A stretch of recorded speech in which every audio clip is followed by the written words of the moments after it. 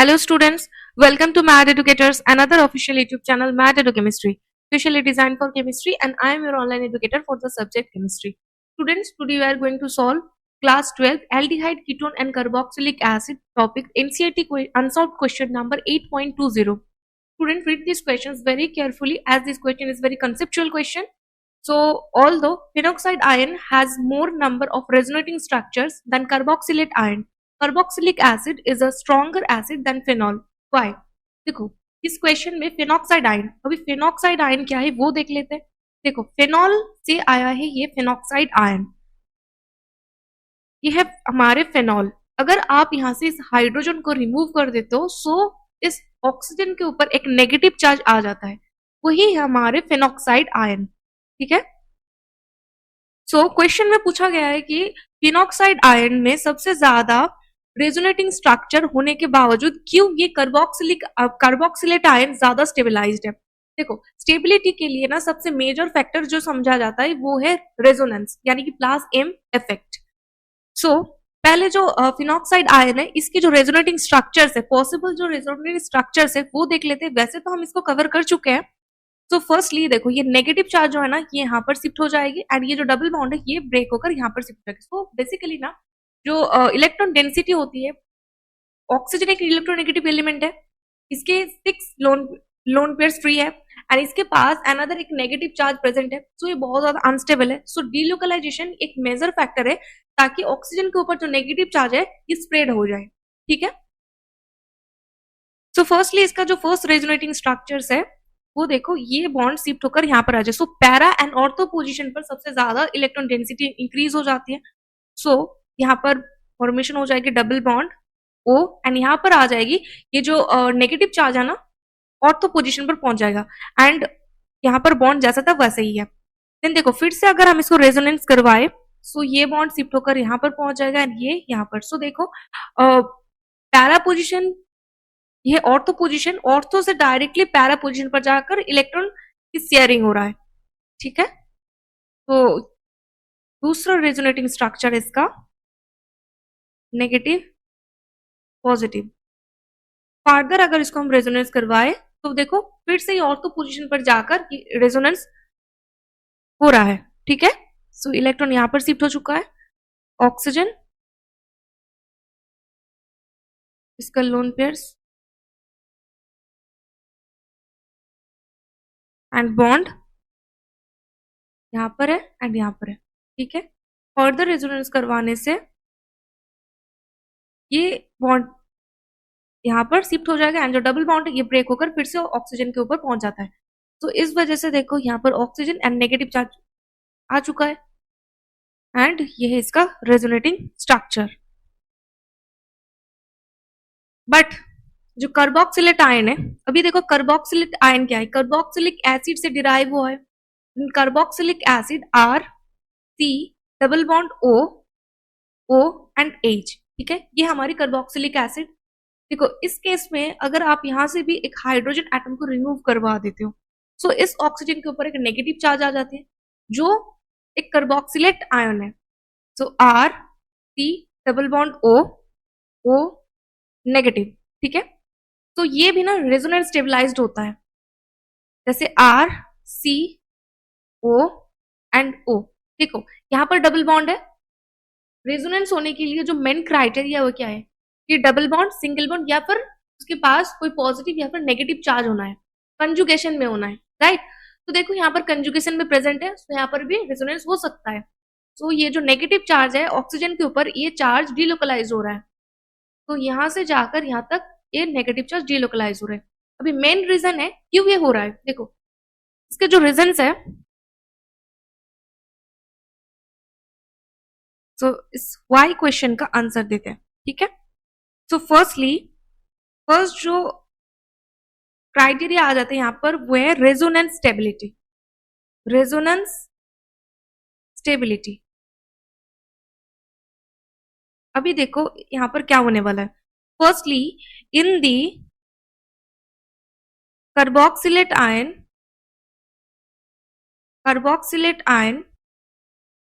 the negatively charged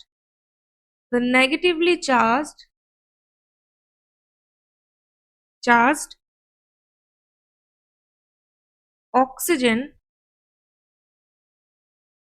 is delocalized, या फिर आप इसको इस तरीके से भी लिख सकते हो, the negative charge is delocalized, ये बेहतर है। Charge is delocalized, localized equally between two oxygen atom, oxygen atom. देखो यहाँ पर फेनॉक्साइड आयन में बस एक ही नेगेटिवली चार्ज ऑक्सीजन है, बट कार्बोक्सिलेट आयन पर दो नेगेटिवली चार्ज ऑक्सीजन है। सो ये जो रेजोनेट यहाँ पर हो रहा है ना, ये दोनों ऑक्सीजन को ही इक्वली बैलेंस कर रहा है, ठीक है। So the oxygen atom, both oxygens are, both oxygens are highly electronegative, highly electronegative,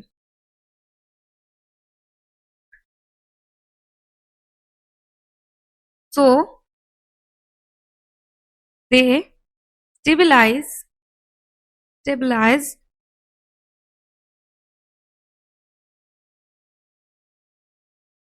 the negative charge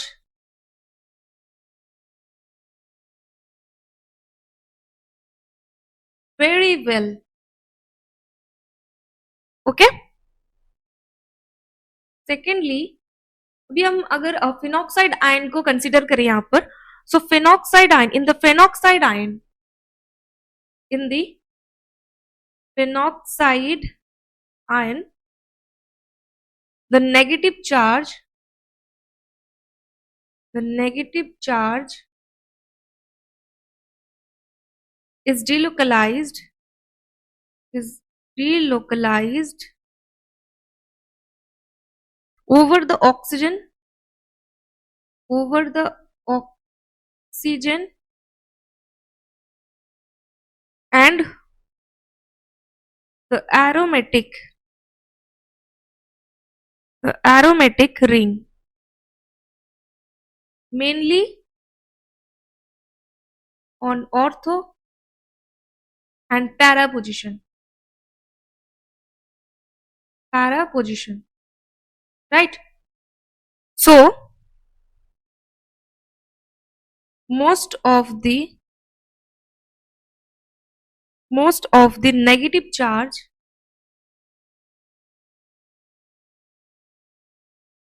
most of the negative charge still stays on the negatively charged oxygen atom। जो atom पहले से negative है, electronegative, उसके ऊपर अगर कोई negative charge आ जाए तो उसको डिस्टेबलाइज करता है ना, तो इसीलिए हमें देखना होता है कि ये नेगेटिव चार्ज जो ऑक्सीजन एटम के ऊपर आए, ये कैसे स्टेबलाइज होता है, ठीक है। तो इसको स्टेबिलिटी गेन करने के लिए अपना पास जो चीज एक्स्ट्रा है ना, इसको किसी दूसरे को देना होता है, ठीक है। इसी से स्टेबिलिटी को गेन करता है, बट यहाँ पर तो नहीं हो रहा है। ये जो फिनॉक्साइड आयन है, इसके ऊपर ऑक्सीजन के ऊपर जो नेगेटिव चार्ज है उतना अच्छे तरीके से डिलोकलाइज नहीं हो पा रहा है, तो इसीलिए इतना ज्यादा स्टेबलाइज नहीं है। कुछ जो एरोमेटिक एटम्स है ना, एरोमेटिसिटी, ये अनदर बहुत इंपॉर्टेंट फैक्टर है जो स्टेबिलिटी को रिप्रेजेंट करता है, बट यहाँ पर ये चीज नहीं हो रहा है। And the resonance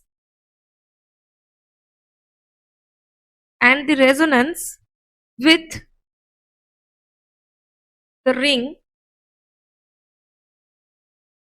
ring is less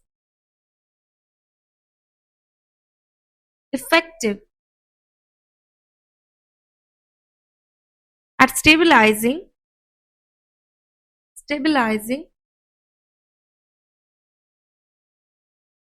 the charge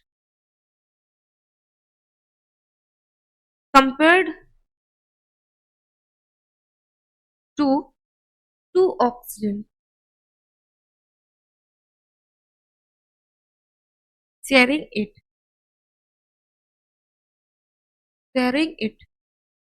right. अभी सेकेंड जो स्टेबिलिटी की जो रीजन है वो electronegativity.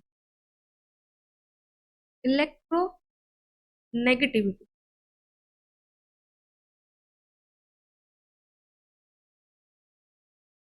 as oxygen is more electronegative than carbon, so it holds the negative charge better. In carboxylic acid, in carboxylate, okay, ion,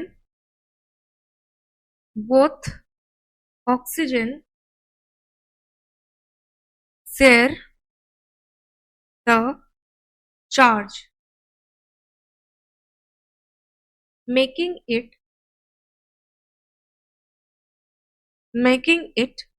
very stable. समझ में आया? दोनों ऑक्सीजन की प्रेजेंस में ये जो नेगेटिव चार्ज है ना, दोनों के पास इक्वली शेयर्ड है। And in phenoxide ion,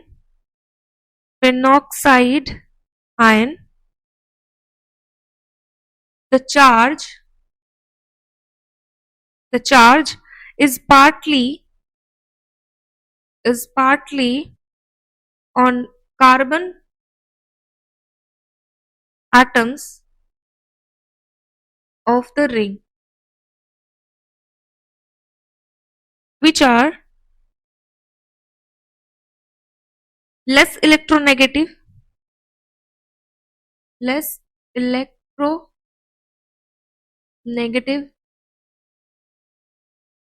so less stable.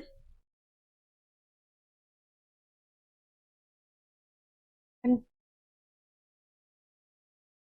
अब देखो एसिडिटी के फैक्टर कैसे आता है, ठीक है। इस केस में ना carboxylate ion is more stable then the phenoxide ion.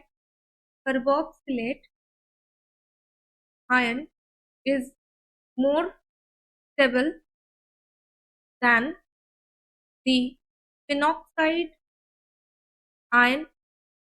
Okay, so greater stability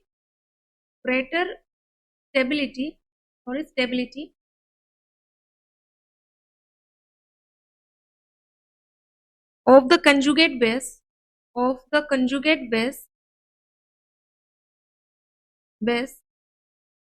जो carboxylate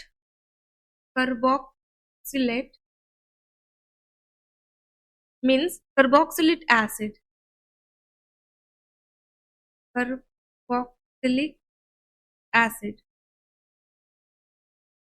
lose H minus H plus more easily, so they are stronger acid. Acid की अगर स्टेबिलिटी देखना है तो उसका जो कंजुगेट बेस है ना उसकी स्टेबिलिटी देखना होता है। अगर उसका जो कंजुगेट बेस है वो ज्यादा स्टेबल है, सो वो जो एसिड्स है ना वो स्ट्रॉन्गर एसिड है। क्योंकि ये जो स्टेबिलिटी है ना कार्बोक्सिलेट आयन की, अगर ये डिस्टेबलाइज्ड है सो अपना H प्लस आयन को डोनेट नहीं करना चाहेगा, है ना।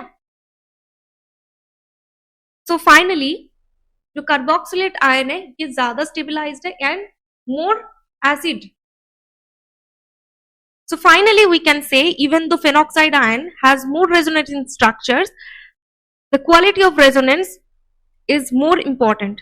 Carboxylate ion's resonance is more effective, making carboxylic acid stronger acids than the phenols.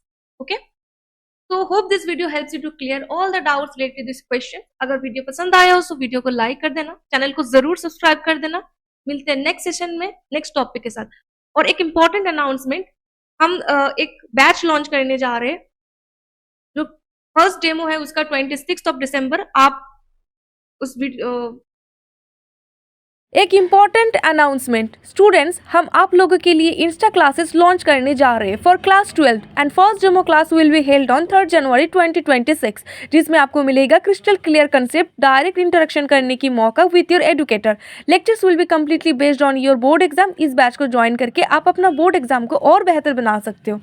Link is given in the description box. Link को क्लिक करके बैच को आज ही एनरोल करें। मिलते हैं डेमो क्लास में।